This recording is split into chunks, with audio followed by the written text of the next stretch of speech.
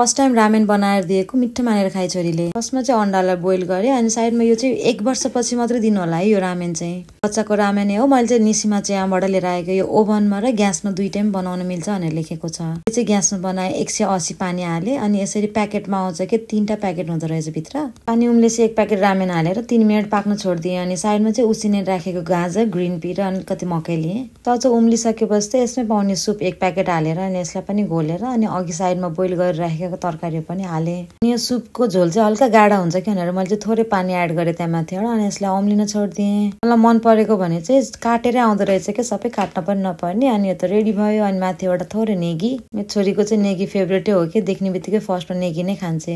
Boil गरेर राखेको अन्डालाई यसरी सानो टुक्रा बनाएर 2 टुक्रा लाउन्जेलसम्म छोरी पनि उठी अनि यसरी फर्स्टमा नेगी खाए अनि रामेन अनि त्यसपछि अन्डा। उसलाई चाहिँ मन पर्यो है यो चाहिँ। सो यो चाहिँ निसिमा चियामा पाइन्छ। हजुरले पनि लिएर आएर दिन सक्नुहुन्छ। 1 वर्ष भएपछि बल्ल दिनु होला। इन्स्ट्यान्ट रामेन फर बेबी हो यो चाहिँ। सुप पनि गाढा लाग्छ भने मैले जसरी नै पानी थपेर दिन सक्नुहुन्छ। त्यसपछि नि खाइगयो उसले चाहिँ। बच्चाको लागि भनेर नुन पनि एकदम थोरै मात्रामा हालेको हुन्छ। सो लिएर आएर ट्राई गर्नु होला। हस्त धन्यवाद।